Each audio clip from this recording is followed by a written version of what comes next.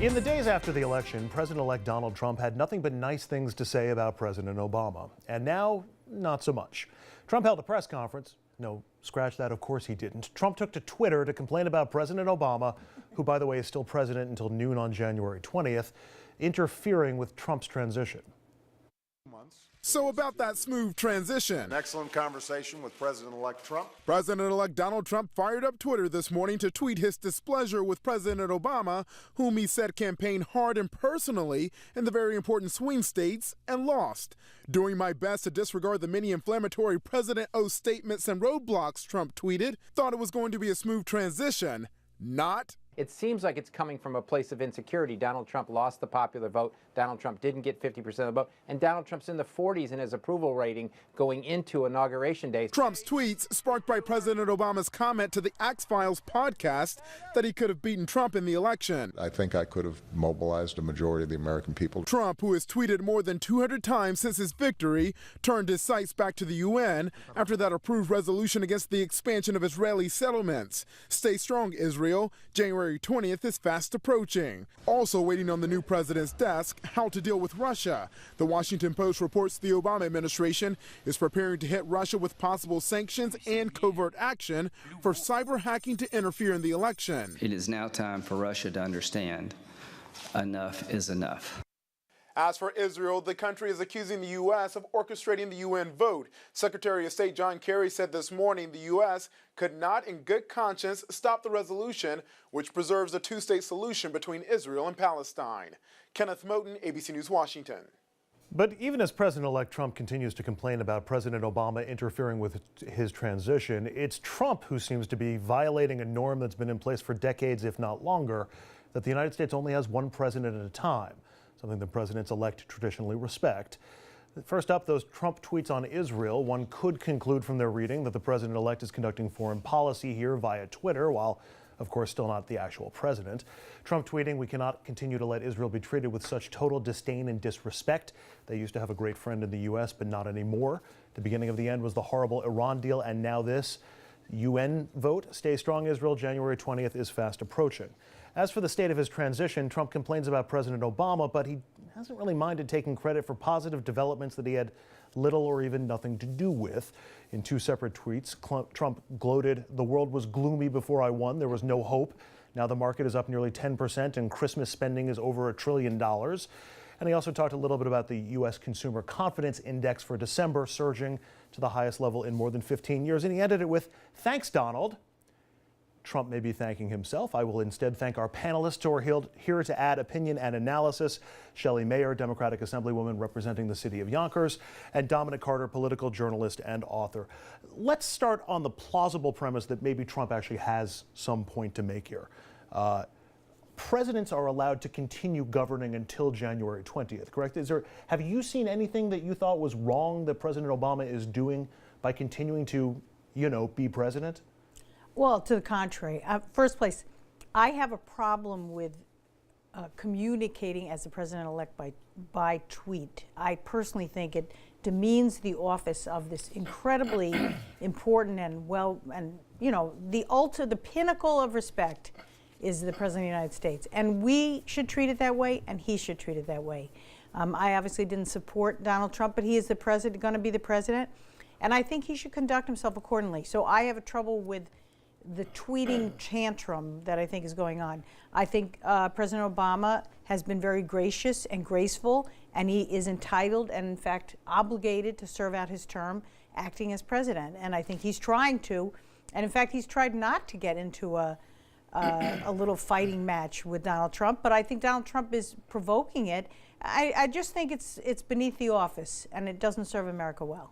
Dom? Well, I have a critique of each of them.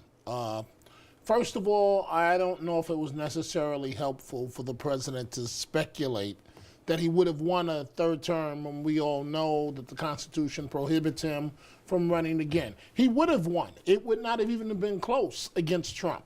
But by stating that publicly, it was almost like poking his thumb into Donald Trump's eye, who was extremely sensitive that Hillary Clinton trounced him in the popular vote. Now, as for Donald Trump, I couldn't agree with the Assemblywoman more. I have been on record about this Twitter thing. I want you to think about this. Now, maybe I'm becoming an old man as a political reporter, No. and maybe it's No, because I think you're the youngest one here, but go ahead. and maybe Or it's you are because youngest. as a political reporter, I trust very little that's said. I'm cynical to the process. Remember when President Reagan was aging and the reporters were shouting the questions and First Lady Nancy Reagan whispered in his ear? At least we were able to see that the First Lady was answering the question for him. That's fair. As a political journalist, I don't know that Donald Trump is the one actually sending out these tweets. Fair point. I don't know who is behind that, and it is beneath the presidency. Period. That's a very fair point. But put the medium of the messaging aside for a second. Let's say Donald Trump, God forbid, he should hold a press conference or actually have a speech that's not a big pep rally for his voters. And he said some of the same things that he's been saying in these tweets. Assemblywoman, isn't there a danger in sending mixed messages to the rest of the world about differences in our policies between one administration and the other? Even if there is going to be an implied difference or an actual change come January 20th, we don't want to have two presidents out there Well, telling... I think that would be less of a problem, frankly, than you're saying. If he had a real press conference and said, you know, I disagree with some of these things. When I become president, I'm going to conduct policy in this way, take questions, which is the press obligation. I agree with Dominic on that. This is what we have, a free press. We are incredibly fortunate to have it. This idea that they're all terrible, we are blessed to have people who ask questions of politicians, and he ought to make himself available. So I don't think the world would end if he had a press conference and said, no, I don't agree with the vote on Israel. I don't agree with this policy or that policy. He's entitled to say that. I don't think... Look, the rest of the world understands. We have one president, we're going to have another president. They're going to be at odds on a great number of things, and we as America are going to move forward in a peaceful transition, as we always have. So I don't think that's the end of the world. But I do think this sensitivity factor that Dominic pointed out is a real challenge for us as a country. To have someone in leadership who is so sensitive to every perceived slight that there is this reaction by Twitter, and if we move into the press conference, aren't we as a nation concerned that every time he's offended, he's either going to say or do something dangerous? And isn't he really obligated to control that instinct? And I think he is. Well, we saw, to piggyback on the Assemblywoman's point, we saw today that he does not have that sensibility to be restrained.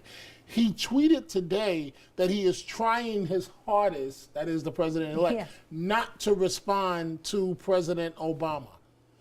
Mr. Trump, you are about to be the most powerful man in the world, and you mean to tell me that you can't control your emotion enough to say, listen, that's the current occupant of the White House. He'll be gone in 22, 23 days. Then I get my say. Let me not respond to every little thing that goes on. If this is what he's doing now, what's going to happen on the world stage when he's really challenged? You know, though, Dom, it dawns on me that I don't know if we really know how sensitive other presidents have been, because there have been some walls between them and the nation.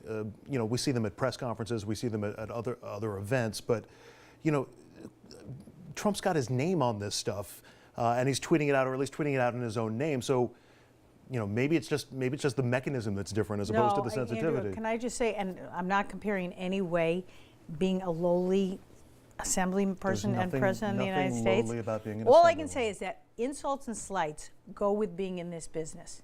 And if you as an assembly person are going to fall off your trajectory every time someone says something ugly about me or to me, then I shouldn't be in the assembly. And it's that many times greater for the president of the United States. This is the world we're in. We're in a competitive political environment.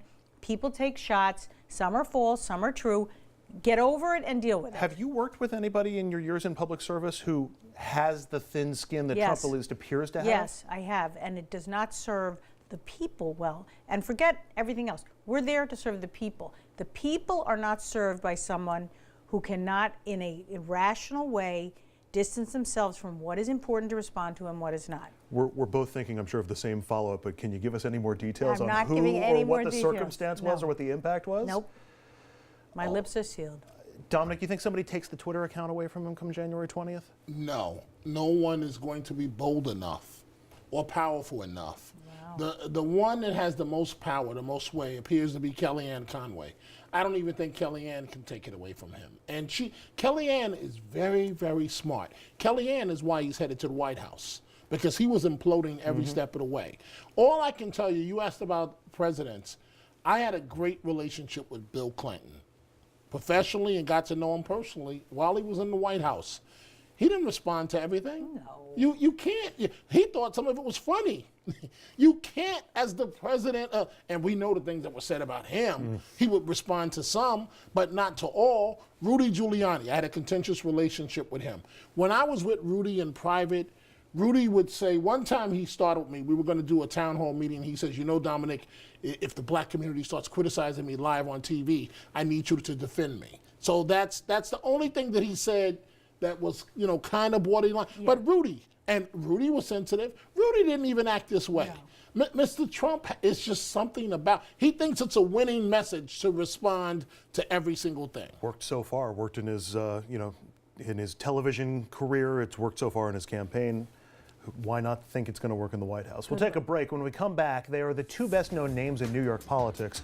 Only this time, Andrew Cuomo and Bill de Blasio have more to worry about than just each other. We'll get into their stories next.